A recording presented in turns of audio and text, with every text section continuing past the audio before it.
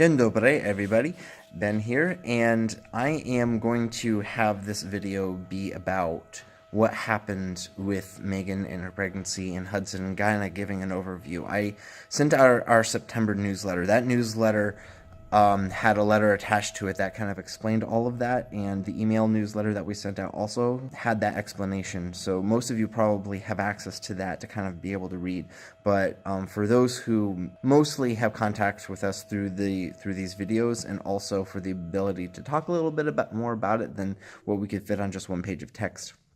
So it was a Sunday morning, and Megan was 27 weeks pregnant at that time. It was very very early, and she was having regular contractions that were painful, and that's not supposed to be happening. I talked about this more in another video, which I'm going to see if I can put a link to in the description, or maybe in the corner there. So I'm not going to talk too much about what happened with that at the start, but she ended up in the hospital.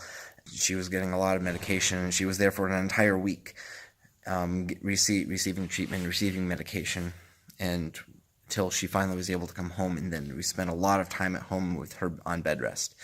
That was almost 2 full months, with me being the primary caretaker, taking care of the girls, and her being on the bed. Near the end of that, she was able to do some dishes. She was able to go outside, but that winded her. That was difficult, and she really had to be doing nothing for almost 2 months. That was hard on everybody. God taught us a lot during that time in terms of patience. For me particularly, it was a lot to learn about dependence upon Him, my inability to really do anything on my own.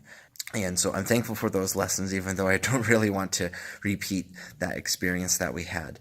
And I believe the last update that I had put in was when she went right back to her hospital room as we were checking out, because she was having contractions again, and we thought she was going to come home on Monday. I said in the video she actually came back the very next day after I uploaded that video due to some crazy complications, or wasn't ready for that and everything that happened before. So we went through that whole time when she was on bed rest, and when she was only a few weeks away from her due date, we went in to the doctor, who was an amazing doctor.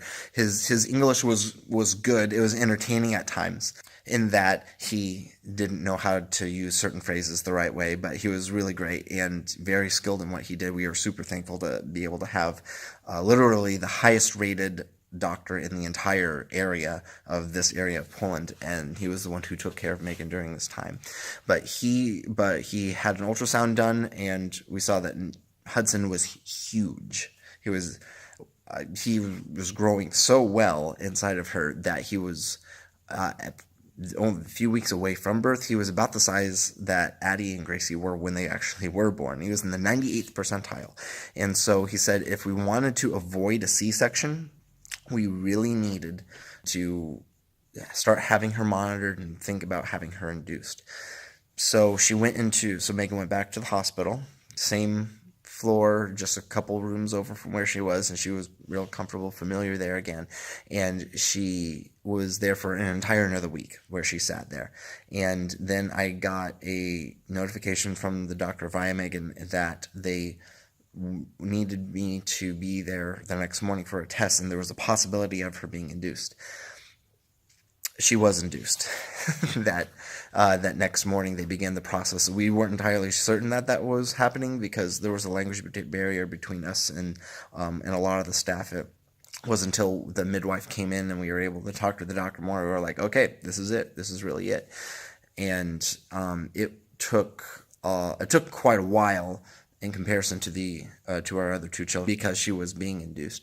But the next morning we had Hudson Daniel Powell, and we thank the Lord that it was a good experience, and that all of the medical technology and the expertise that we would have wanted for a birth in a different country, everything was here.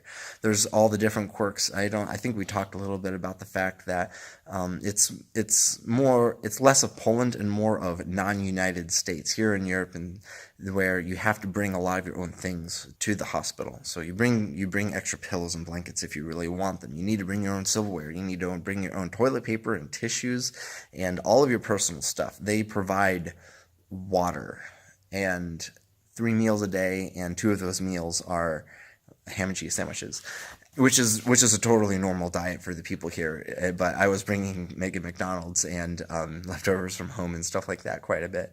So Hudson was born, and he was such a happy baby from the start. I think we posted some video. I think we posted some pictures on our Facebook of that was literally moments after he was born, and he was so adorable. And he's, out of the 3 that we've had, the easiest infant like ever. Yeah, he started sleeping really well at night, almost immediately, and it was really good. And Megan needed that. She was in the hospital for 2 days after he was born, and then she was able to bring him back home.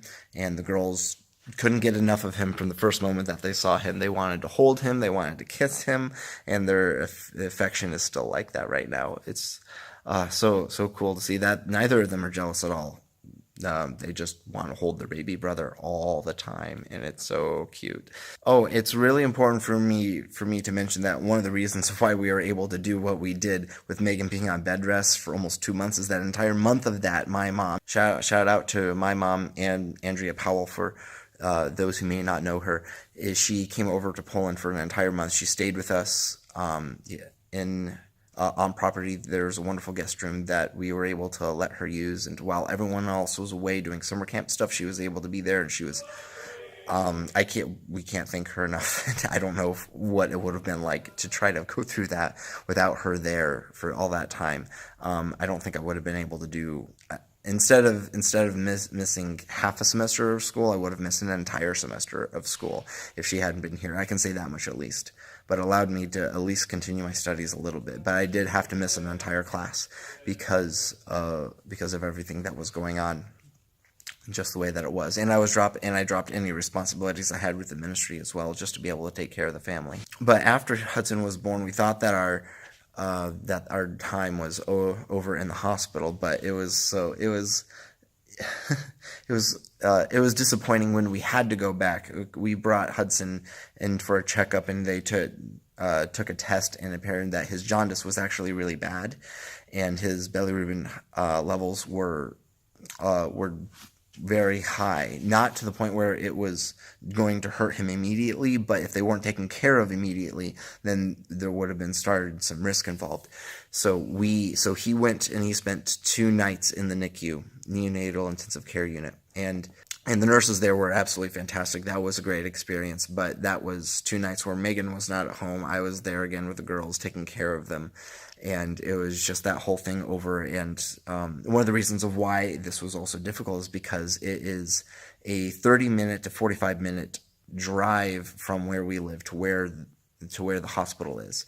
It's the best hospital in this entire area of the country. It's a very great hospital. It's just really far away, and to do that, and also especially if I want to bring Gracie and Addie along with me, it's really difficult. So we went through all of that. That was exhausting. We brought him home. His jaundice was better, and it took a really long time to totally go away. It's gone now, and he is growing really fast, and he is just getting to the point where he's talking a little, well, talking as in he's making noises with his mouth, and he's smiling a whole lot. Just this week, he's really started smiling. He's about two and a half months. I feel like I should know that, but it's just all the days are blurring together. It's so crazy. He is a happy and a healthy baby now, and I'm super excited to tell all of you about everything else that has been going on since then, because it's been 2 months since he's been born. We haven't just been staring at him and playing with him, even though we would have loved to have done that.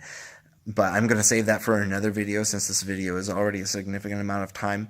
So I'm going to have some other material where I'm just totally going to be talking about what I have personally been doing, talking about the summer, talking about some of the really exciting things that are going to be happening here in Poland and what we're going to be able to be a part of. And you all should be able to be seeing that really soon. So thank you so much, everyone, for your prayers, and thank you so much for watching this and being a part of our lives and seeing lives touched and changed for eternity of youth here in the country of Poland. So, so yeah, I'm still working on the Polish. That'll be something I'll talk about too. Do zobaczenia, everybody.